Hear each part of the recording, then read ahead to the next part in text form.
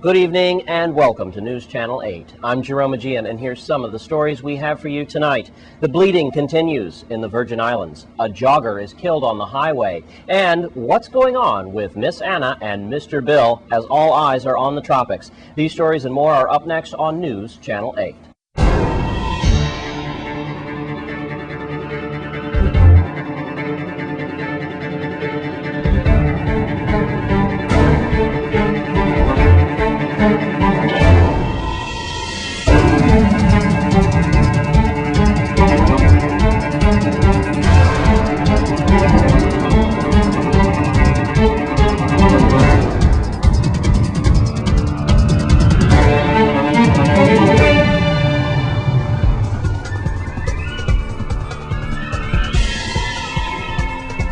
In our top story tonight, the Virgin Islands has recorded its 40th homicide in our territory over the weekend. News Channel 8's Wes Small files this sad report. Thank you, Jerome. Very sad news to report again in our territory over the weekend. It was around 4 o'clock in the afternoon on Saturday that gunshots rang out in this area of JFK housing community towards the bottom, towards building number 20.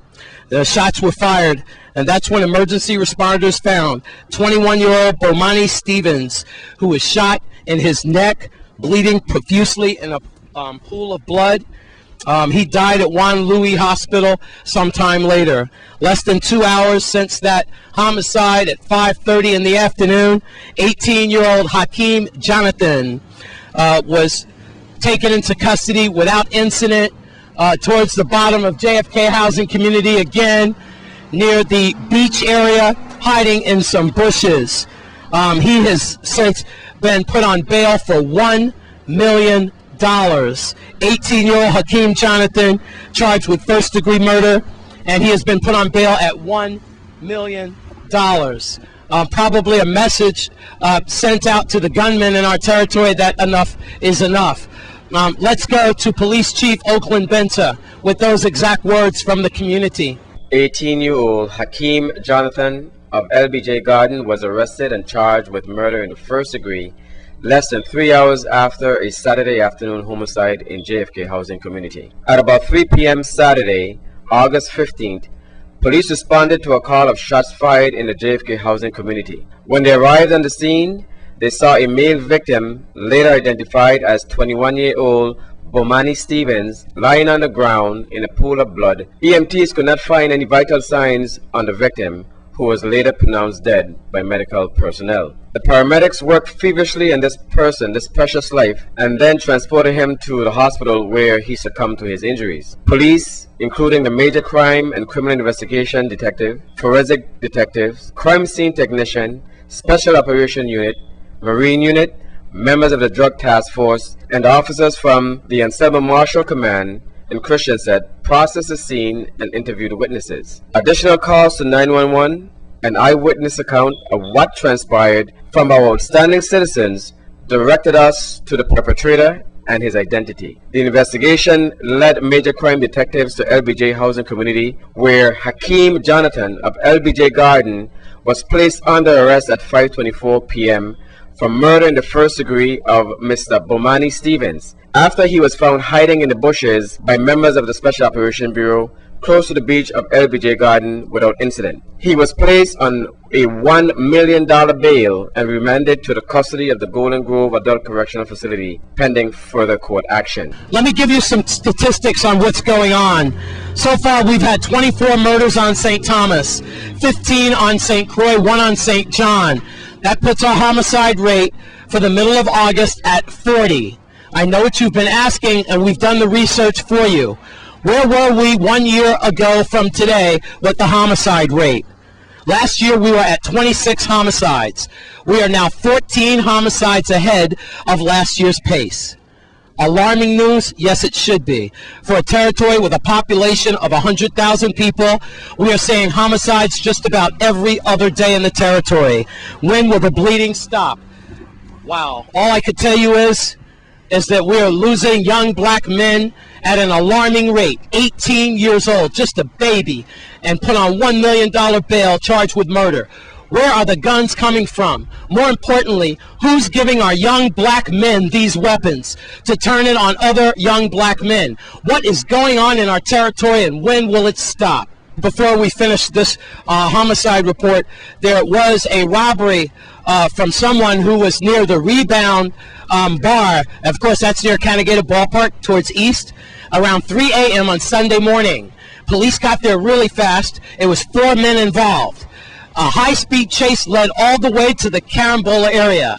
We have 2 suspects in custody and 2 more hid in the bushes. So we're looking for 2 suspects in that case. If you know anything about these cases I mentioned, please call 778-2211, 911, or you can call Crime Stoppers at 1-800-222-TIPS. Now we have one 18-year-old boy looking at life behind bars and one 21-year-old boy dead. Yes, when will it stop? Yes, this reporter is definitely tired. Near JFK, I'm Wes Small for News Channel 8. And in other news, a 40-year-old woman was struck and killed on the Melvin Evans Highway over the weekend. News Channel 8's Wes Small warns us not to exercise on the highway. Thanks a lot, Jerome. Very sad news to report. We're here at the Williams Delight intersection on the Melvin Evans Highway, where we believe it was around 5 a.m. on Saturday morning, somewhere on this stretch here. That we have a female jogger, apparently in her 40s or so, who was struck and killed by a vehicle, we believe traveling westbound, so that would take it across the highway. And as emergency responders got to the scene, they found that she was dead on arrival. There was no ID. Emergency responders could not help this woman. She was dead on the scene. What we also can tell you is this. Words from Police Chief Benta and Deputy Chief Howell. Folks, pretty simple. You should not be jogging on this highway, on this stretch of road. We have the educational complex. We have the track at Vialco. We have other places like Gallows Bay by the lagoon where you could walk and exercise. You really don't need to be walking on this highway. It's just dangerous. Even if you have colored clothes or a reflector belt on, it just needs to stop. Ever since I've been here in the Virgin Islands, I've seen people walking up and down this highway in pitch dark.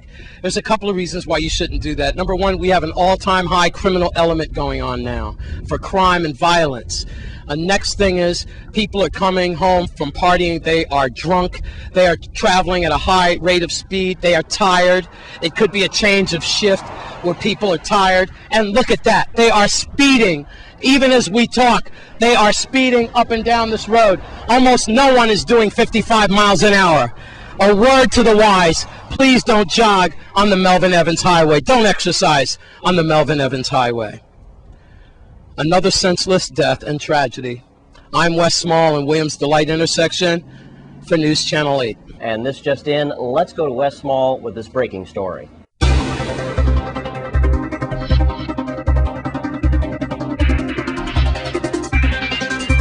Unbelievable news, Jerome, at this hour, actually at around 1 o'clock this afternoon. The St. Croix racetrack, the horse racetrack, was robbed. That's right, $50,000, we believe, in cash has been stolen. This is just breaking right now. Police Chief Benta, again, vows that he'll have a suspect behind bars before too long. Traxco, that is the company that does off-track betting at the racetrack on St. Croix. We understand earlier this afternoon at around 1 o'clock, $50,000 was stolen from that off-track betting facility known as Traxco, coming from the St. Croix racetrack. If we have any more information on this late-breaking story, we'll certainly give it to you. For now, back to you, Jerome, in the newsroom. I'm Wes Small for News Channel.